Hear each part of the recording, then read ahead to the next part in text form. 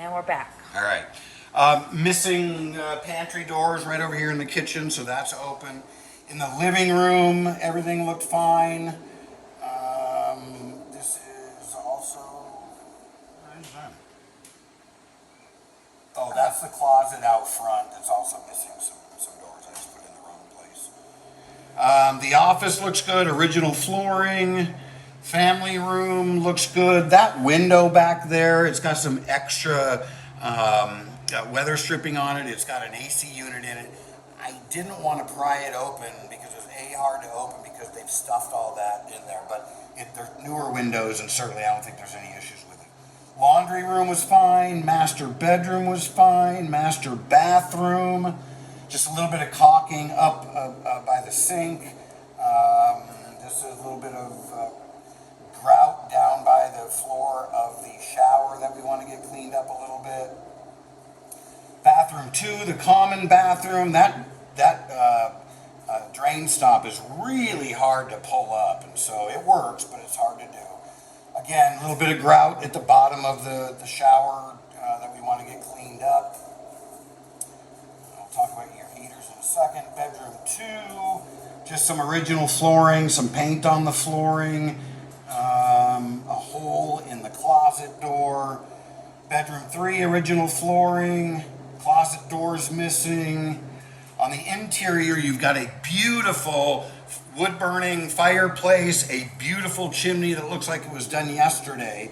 There are locks on the front door of it, so I couldn't look up the chimney, but it looks very, very clean, as if, and I would bet, that they came out and cleaned it up and it's ready to be used. These folks just never used it. You've got smoke detectors in the right places. Everything's good there. The attic looks good.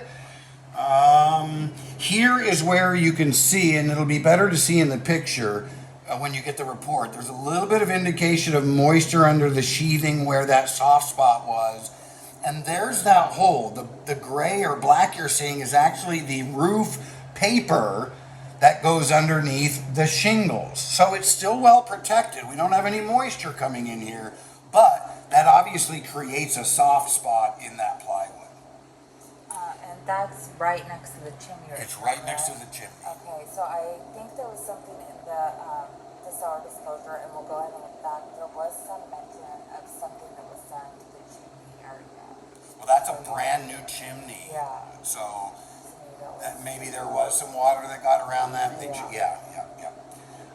Just some pictures of the interior crawl space cracks that we want to get sealed up. The other thing that we want to do is anytime we see any dime space hole in any of the crawl space vents, we know that we can get critters in there. So there's a couple of areas that we want to seal up those crawl space vents. Now we're into your beams and columns. Your insulation looks good down there. Here is probably the biggest issue that we've got, and that is that your water pressure is approaching 100 psi.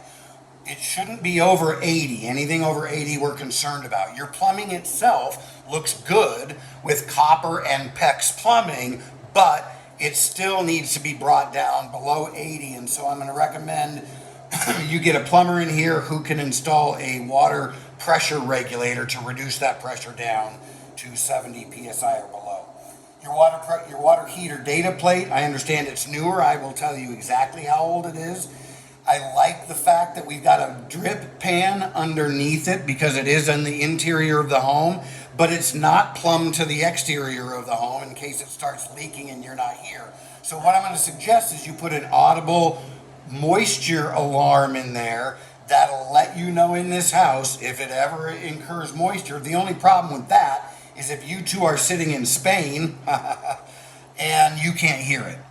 The only other issue, which are minor, with the water heater is both the safety seismic straps are loose, and so I think the